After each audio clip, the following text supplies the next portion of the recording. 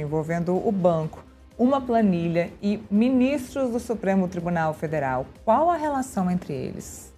Bom, uma planilha que integra as investigações sobre os desvios no INSS aponta a participação dos ministros Alexandre de Moraes e Dias Toffoli e da advogada Viviane Barros de Moraes, esposa do ministro Alexandre, numa mesa intitulada Dois Banco Master, durante um evento em Nova York, que contou com a presença, o evento do Grupo LIDE, que contou com a presença de autoridades, e havia duas mesas intituladas Banco Master, mesas patrocinadas ali pelo Banco Master.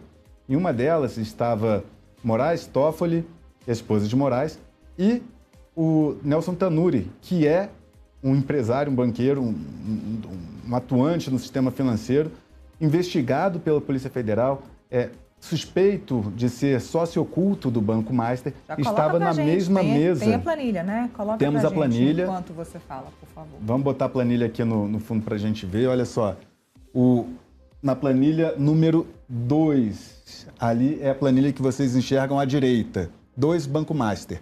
Aí o Alexandre de Moraes abre essa lista, seguido pela esposa dele, a advogada Viviane Barros de Moraes. Depois vem o Dias Toffoli, ali no número 3. E se você observar o número 9, tem ali o Nelson Tanuri, que é uma das figuras centrais desse escândalo do Banco Master. Você imagina que estavam todos na mesma mesa, conversando, né? E quando você olha a planilha da esquerda, um Banco Master, que tem ali como primeiro convidado o próprio Daniel Vorcaro, né, presidente do Banco Master, olha só a companhia que ele tem também, o ex-presidente Michel Temer, né, acompanhado da esposa Marcela Temer, Henrique Meirelles, né, João Dória, acompanhado da esposa também, o ex-ministro Carlos Aires Brito, ou seja, o Banco Master concentra, né, um poder, uma influência com pessoas do mais alto escalão da República, né?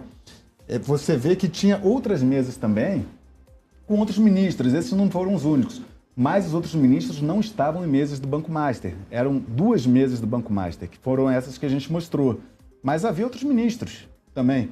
Então mostra como o Banco Master, ele conseguia, por meio desses eventos, sob o pretexto de discutir o Brasil, se aproximar de figuras da autoridade. A gente lembra que a Viviane Barros de Moraes tem um contrato, fez um contrato de 129 milhões com o Banco Master, para defender o Banco Master.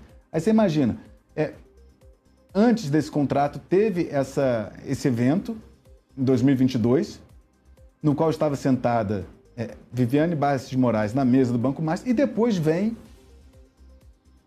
o contrato milionário, um contrato de 129 milhões. Ou seja, eventos que são feitos, às vezes, né, sob pretexto de discutir o Brasil e tal, acabam virando ali uma aproximação, muitas vezes, entre banqueiros poderosos, figuras influentes da República, e juízes que muitas vezes irão julgá-los.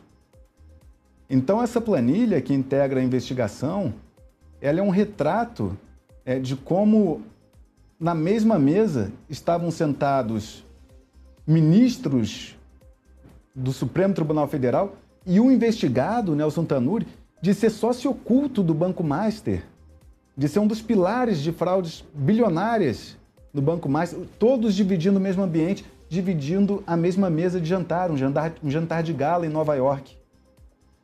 Então, isso integra as investigações.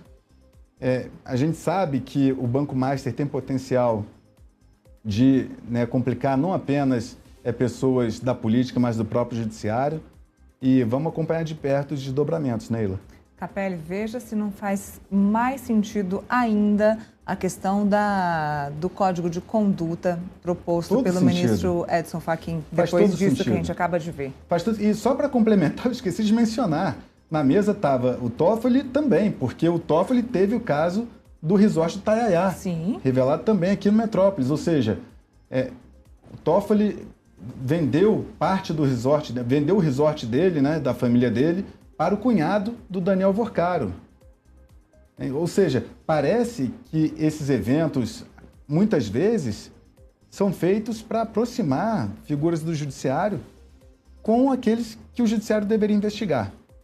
É interessante porque nessas discussões o ministro Edson Fachin, quando ele tenta justificar o motivo para a criação de um Código de Conduta para o Supremo Tribunal Federal, ele explica que em alguns países, como por exemplo a Alemanha ou os Estados Unidos, o judiciário ele precisa prestar conta para as pessoas daquele dinheiro que aquele ministro, que lá nem é chamado de ministro, que é um juiz, daquele dinheiro que aquele juiz ele está conquistando. Da onde aquele dinheiro, que não é um dinheiro público, que é o salário dele, da onde aquele dinheiro vem. Então a gente está falando de transparência.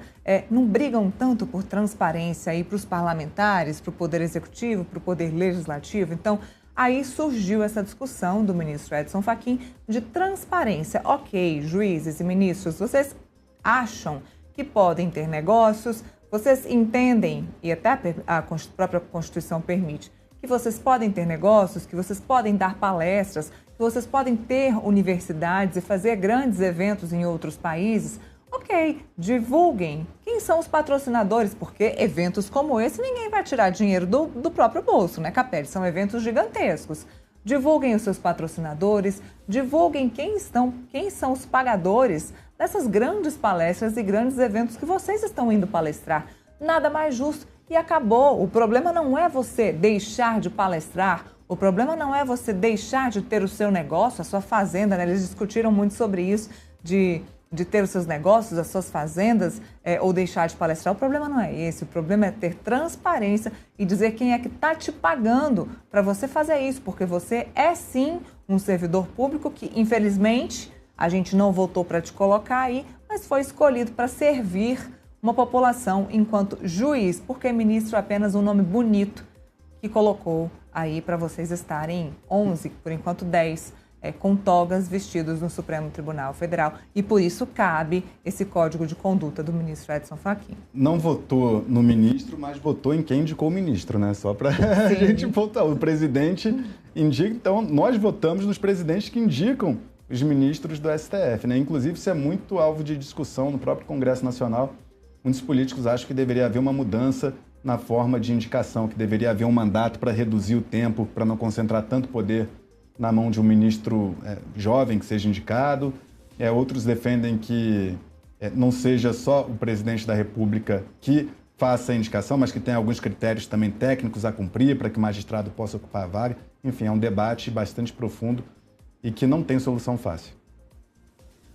Olha, Capelli, pelo andar da carruagem, eu acho que o melhor dos cenários é se pensar mesmo numa mudança desse privilégio que hoje é ser ministro do Supremo Tribunal Federal. Te agradeço muito, obrigada pelas informações. Eu que agradeço. Coluna do Paulo Capelli, lá no portal metrópolis.com. Você já sabe, né? Lá na aba no meiozinho, né, dos colunistas, também na aba vertical dos colunistas do portal Metrópolis. Muito obrigada. Um abraço, Neila. Vamos para cá falar